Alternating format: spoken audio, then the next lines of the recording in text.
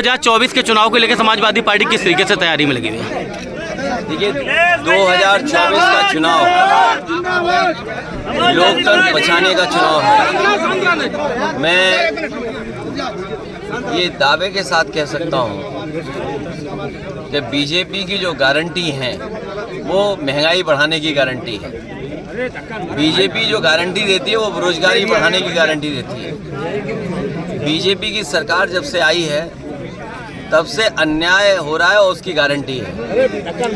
BJP की guarantee है कि सड़क पर ट्रैफिक इंस्पेक्टर से ज़्यादा सांड दिखाई देंगे।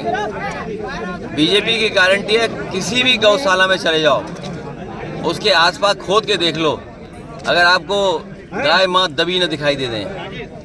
बीजेपी की गारंटी है कि गंगा मैया साफ नहीं होंगी।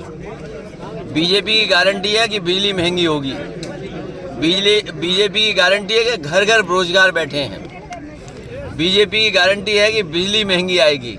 और तुम्हें कितनी गारंटी बताऊं मैं? 2000 इस समय जो है 3 राज्यों के चुनाव के नतीजों को आप किस तरीके से देखते हैं? ये बीजेपी को और बीजेपी के लोगों को चिंता का विषय है।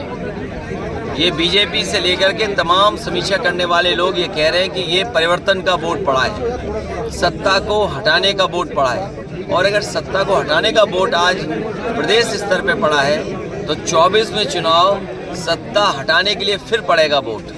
तो भारतीय जनता पार्टी को ये सोचना होगा कि परिवर्तन का वोट पड़ रहा है और अगर परिवर्तन होगा तो दिल्ली की सरकार भी जाएगी। बीएसपी के जो इस समय मायावती ने अपना उत्तराधिकारी अपने ही परिवार के सदस्य को बनाया, किस तरीके से देखते हैं? क्या बात है, वो तो पार्टी का एक अपना एक्ट होता है, पार्टी का अपना संविधान है। अगर पार्टी के संविधान में और पार्टी का नेतृत्व किसी को बनाता है तो इसमें दूसरे लोग कैसे सवाल खड़ा कर सकते हैं? उत्तर प्रदेश की तर्ज पे जो है एक बार फिर राजस्थान में जो है साधु को ही मुख्यमंत्री बनाने की बीच पे बात कह रही है। अच्छी बात है, लेकिन प्रदेश ठीक चले, ऐसा ना हो कि 46 में 56 वाली बात कही जाए।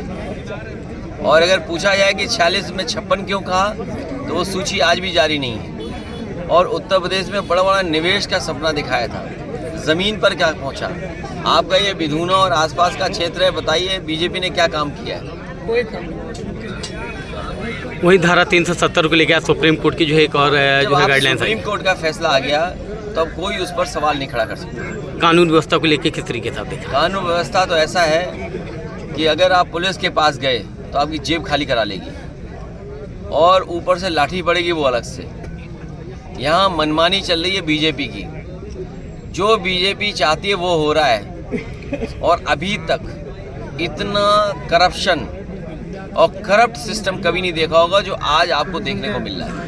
वहीं मध्य प्रदेश में समाजवादी पार्टी और कांग्रेस का गठबंधन टूटा था, क्या उत्तर प्रदेश में गठबंधन रहेगा? अब वो बात खत्म हो गई है। अब भविष्य में कैसे रणनीति बने और कैसे दल साथ आए, बीजेपी का कैसे मुकाबला किया जाए, उस दिशा में समाजवादी लोग काम करेंगे। एनडीए गठबंधन और इंडिया गठबंधन की अगर बात करें तो हमारा एक नया गठबंधन है पीडीए जी, और इंडिया गठबंधन को कैसे और मजबूत करें, और पीडीए असली गठबंधन है।